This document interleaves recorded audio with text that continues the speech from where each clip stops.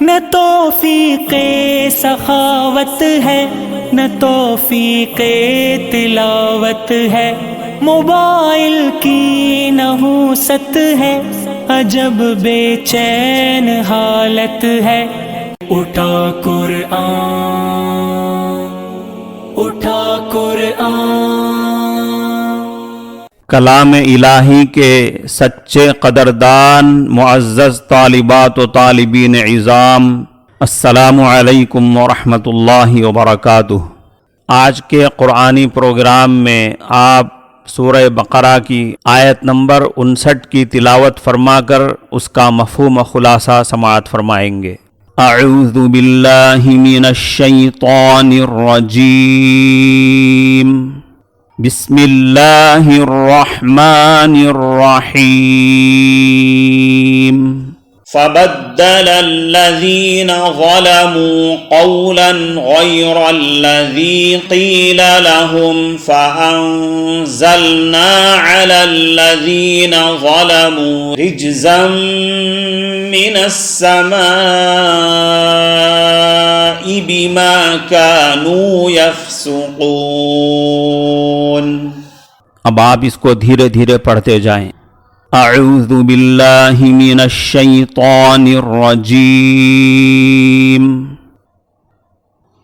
بسم اللہ الرحمن الرحیم۔ فبدل الذین ظلموا قولا غیر الذی قیل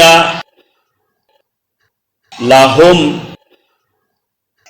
فأنزلنا على الذین ظلموا رجزا من السماء۔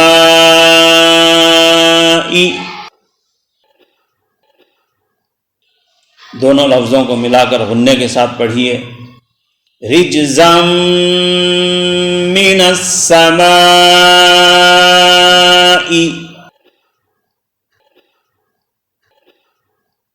بما كانوا يفسقون۔ صدق اللہ العظیم۔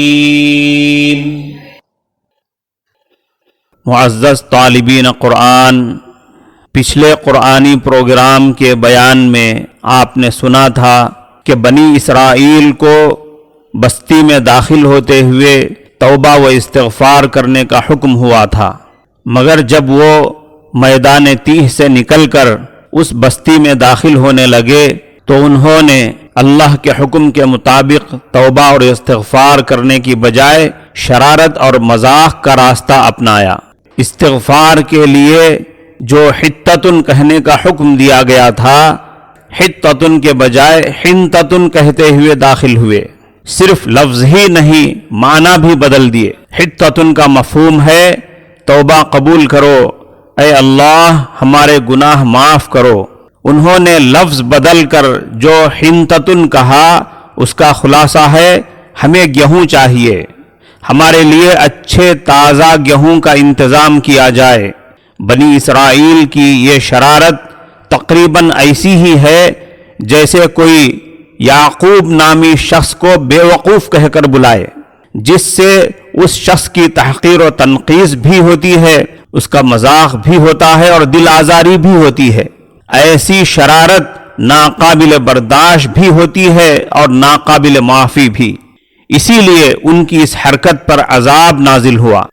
ابھی جو آیت کریمہ آپ نے پڑھی ہے اس میں اسی کا خلاصہ بیان کیا گیا ہے۔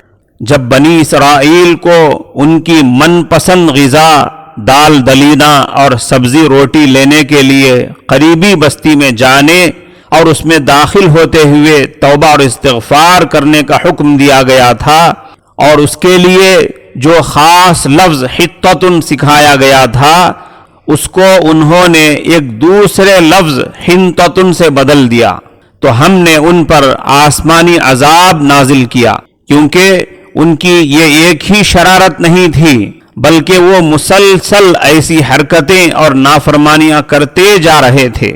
صدق اللہ العظیم۔ عظیم الشان اللہ تعالی نے اپنے کلام پاک میں جو کچھ فرمایا بالکل سچ فرمایا۔ معزز طالبین قرآن، آج کے قرآنی مضمون سے ایک مسئلہ یہ معلوم ہوا کہ ایسے قرآنی کلمات اور ایسے الفاظ میں کسی قسم کی لفظی تبدیلی بھی جائز نہیں جن میں معانی کی طرح الفاظ بھی مقصود ہوتے ہیں، جیسے نماز کی دعائیں، نماز کی تسبیحات، اذان کے کلمات اور مسنون دعائیں۔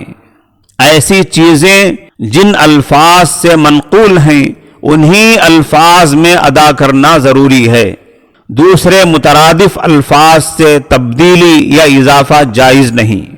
رمضان کے اوقات سحری و افطار کے کارڈوں میں افطار کی دعا میں طرح طرح کی تبدیلیاں اور اضافے دیکھنے کو ملتے ہیں۔